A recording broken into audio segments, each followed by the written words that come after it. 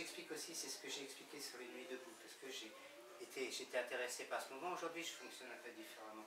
Politique, on peut en parler, il y a des vidéos qui tournent sur Internet où j'explique comment moi je vois les choses. Et lui, par contre, le vrai pour. Réfléchissez ne serait-ce qu'à ça. Quand tu as une forme de pensée qui t'est accessible, quelle qu'elle soit, observe-la. Une autre forme de pensée va arriver. Quelle que soit la forme de pensée, qu'elle soit quelque chose qui soit en accord avec tes valeurs ou exactement le contraire de tes valeurs.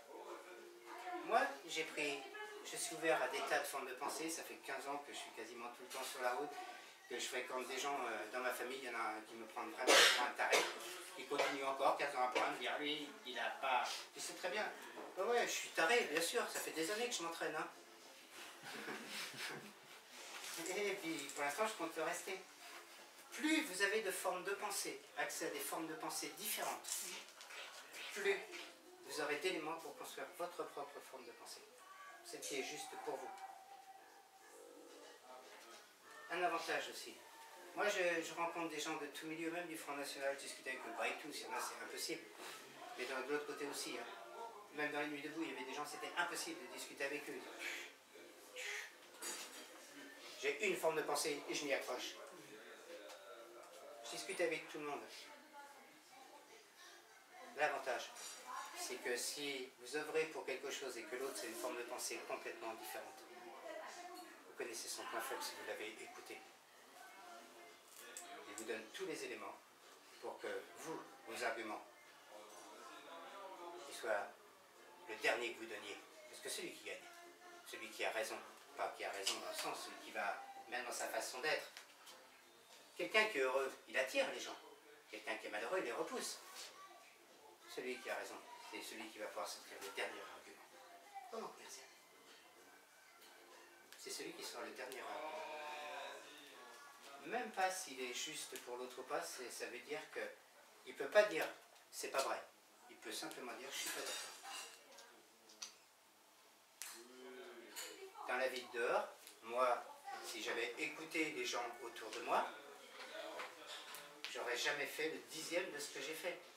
Je disais en 99, donc j'étais prof d'arts martiaux, j'étais accompagnateur en montagne, je chope une maladie, je ne peux plus faire de montagne, je ne peux faire aucune activité physique. Pendant des années, en 99, j'étais vraiment très bas, je me souviens de cette période, très bas, et tout doucement j'ai monté, non c'est après que tu étais inconnu, c'était de quelle année déjà? 95, ah ouais. Ah ouais, non, parce que je pensais à ta soeur en même temps. J'ai fait l'amalgame parce qu'elle a l'âge de Jessica. Et ce qui s'est passé à ce moment-là, c'est que j'ai complètement modifié tout de A à Z. Et les médecins m'ont dit, 99, si tu n'as pas une poche, tu ne vivras pas longtemps. J'étais au centre pour handicapés, j'ai passé 2 ans et demi. Quelques années après, donc je disais, le corps et une mémoire, j'ai fait des arts martiaux, j'étais très physique, j'étais même hyper actif. Pendant des années, je n'ai rien fait, j'ai même arrêté les arts martiaux. Et un jour, dans mes rencontres, je rencontre quelqu'un qui fait des bolasses enflammées. Une fille avec qui je passe un beau moment, la plus belle histoire. La seule fille à qui j'ai dit, c'est peut-être pas celle que j'ai le plus aimée, mais tu es certainement, et j'en suis certain, celle que j'ai le mieux aimée. Elle m'avait permis d'écrire un conte qui s'appelle L'orchidée blanche et papillon, cette histoire, et c'est quelque chose de fabuleux. Et elle faisait des bolasses. Et elle faisait des bolasses, elle était assise comme ça, et elle se couchait en arrière en faisant ses bolasses, assise comme ça. Je sais des bolasses. Les bolasses, ah ouais, très bonne question. Les bolasses, c'est les chaînes enflammées avec une boule, avec lequel on jongle comme ça. Hein? Et je lui dis, mais tu ferais mieux de partir de cette position à genoux et de partir en arrière. Je vais plus le faire aujourd'hui parce que je suis plus capable de le faire. Et de partir en arrière, mais en gardant ton corps droit. Elle me dit, c'est pas possible. Et moi, dans ma tête, je dis, comment ça, c'est pas possible? Je vais te montrer, moi, que c'est possible. J'étais chez mamie à l'époque, tous les matins, tous les soirs, tous les jours, pendant 6 mois, je me suis entraîné à descendre comme ça sans jamais blesser mon corps. Au début, j'allais là. Et au bout de 6 mois, j'allais jusqu'au sol et je remontais en faisant le sourire. Et donc j'ai fait un spectacle de bolasses enflammées, que tu avais au mariage de ta soeur, avec des cordes aussi, et je passais 3 minutes accroupi comme moi, juste sur les genoux, et je passais 3 minutes à faire ça. Comme ça, avec le sourire. Je faisais 3 minutes de corde, 3 minutes de bolasses. Je vous rentre dans les détails pourquoi.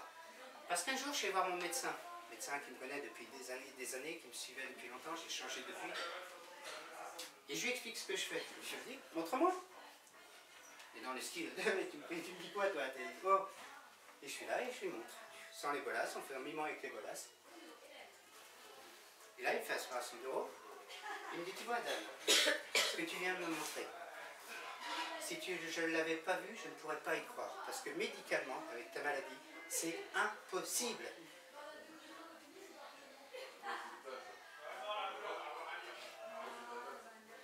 Tout est possible. Pas tout. Il y a des choses que je ne pourrais jamais faire. Mais pour vous aussi. Quand on est heureux, quand on est présent, on est dans le juste. Quand on est dans le juste, tout est juste autour de nous.